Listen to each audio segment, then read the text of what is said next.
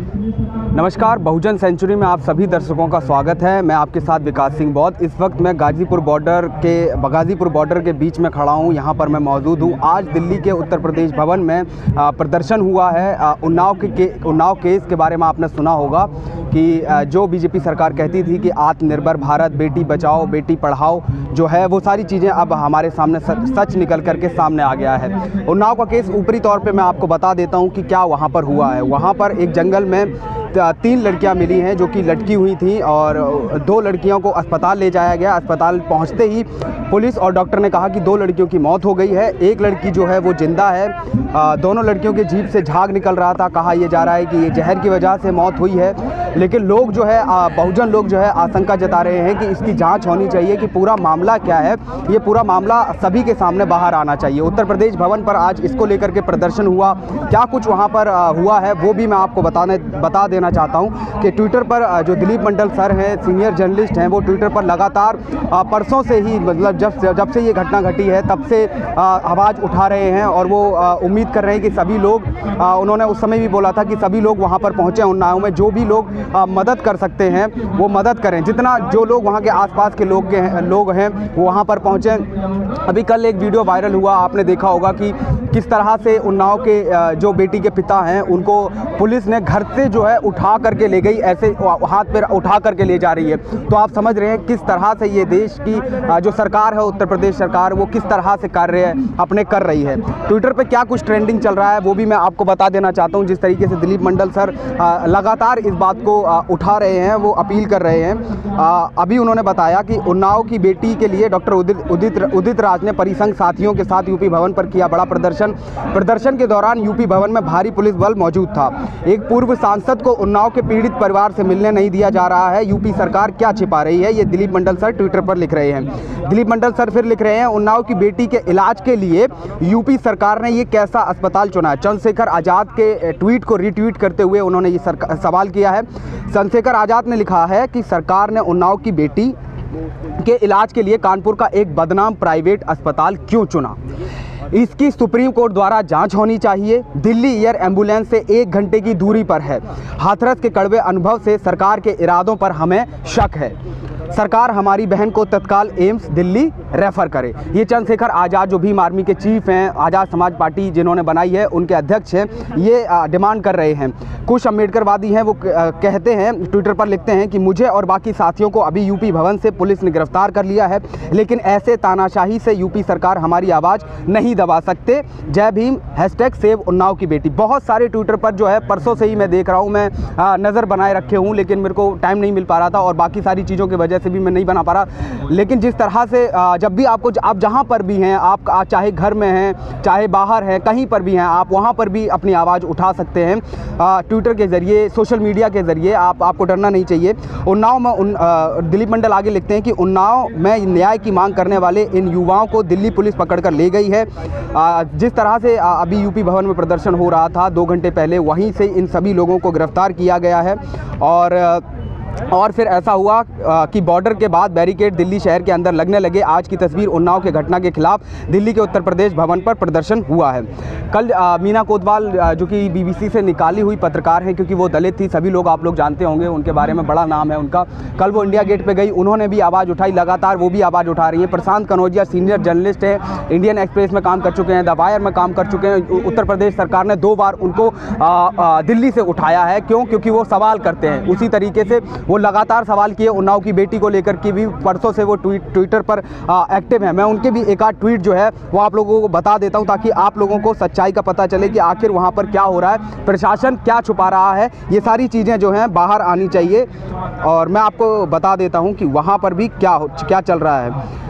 क्योंकि कहा जाता था कि सरकार ने जो वादे किए थे, कहा था कि हम आत्मनिर्भर भारत बनाएंगे और स्मार्ट सिटी बनाएंगे, डिजिटल इंडिया बनाएंगे। तो डिजिटल इंडिया तो मोदी जी ने बना दिया है। और एक चीज़ ये भी देखी जा सकती है कि जिन लोगों पर आप सभी दर्शकों को भरोसा है, जिन टीवी न्यूज़ चैनलों पर, उन टीवी न्यूज़ चैनलों ने भी उन्नाव की अभी खबर नहीं चलाई है। एक आध न्यूज़ ने चलाई हो। परसों मैंने इंडियन एक्सप्रेस पढ़ा था नरसों, तो इंडियन एक्सप्रेस के फर्स्ट पेज के तीसरे थोड़े पॉइंट पर एक छोटी सी कॉलम में उन्नाव की बेटियों की खबर छपी हुई थी। ये अत्याचार बहुत गंदा हो रहा है। एक रिपोर्ट बताती है, जो कि केंद्र की रिपोर्ट है, कि उत्तर प्रदेश लड़कियों की मामले में उनकी सुरक्षा को लेकर, चाहे वहाँ पे दुष्कर्म को लेकर पहले नंबर पर आता है। 2019 में 59,000 केसेस सिर्फ उत्तर प्रदेश से आए हैं। यह आप सोच सकते हैं। राजेंद्र पाल गौतम जो है दिल्ली के मंत्री हैं, उन्होंने ट्विटर पर लिखा है कि मैं कल उन्नाव पहुंच रहा हूं। उन्नाव की बेटी को योगी सरकार एयरलिफ्ट कराकर दिल्ली भेजे। दिल्ली सरकार उसके इलाज का हर तरह का खर्चा उठाने के लिए तैयार है। देखिए, आम आदमी पार्टी के ये मंत्री हैं राजेंद्र पाल गौतम, ये भी बहुजन समाज से आते हैं। अगर इन्होंने ये बात कही है कि उन्नाव की बेटी को दिल्ली लाना चाहिए, एम्स में लाना चाहिए, और दिल्ली सरकार उसके लिए तत्पर है, दिल्ली सरकार जो भी खर्चा आएगा वो दिल्ली सरकार उठाने के लिए तैयार है, तो मैं चाहूँगा कि उन्नाव की जो यूपी सरकार है वो इस पे अगर वो सही है तो फिर भेज दे। दिल्ली भेजने में क्या दिक्कत है? क्योंकि हमने देखा था जिस तरीके से हाथरस में जो लीपा पोती की गई, एक तरीके से देखा गया कि उसकी उस लड़की को उसको जला दिया गया, उसके सारे सबूत मिटा दिए गए। वो एम्स आई थी लेकिन वो बाद में बच नहीं पाई। तो इसीलिए सारे बहुजन चिंतक जितने भी हैं वो सारे चिंता जता रहे हैं और सरकार से डिमांड कर रहे हैं कि उनकी बेटी को वहाँ लाया जाए, ताकि क्योंकि वो एक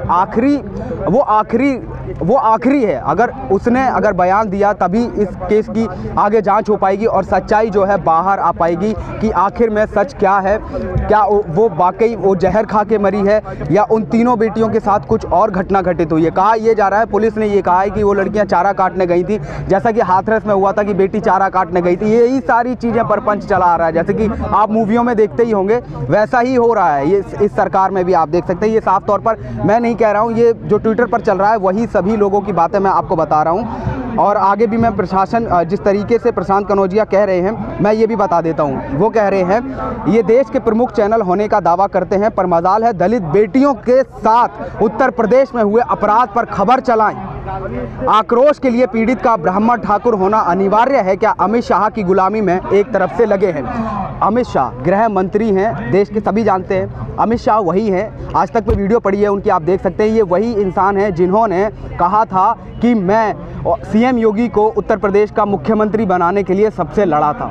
क्या उत्तर प्रदेश का सीएम योगी के पास कौन सी डिग्री ऐसी है, कहाँ से, क्या उन्होंने ऑक्सफोर्ड से पढ़ाई की है, कौन सी पीएचडी ऐसी डिग्री है कि अमित शाह जो है उनको मुख्यमंत्री बनाने के लिए प्रशासन लोगों से लड़े, अपने ही कार्यकर्ताओं से लड़े? क्या है उनके पास, ऐसी क्या काबिलियत है उनके पास?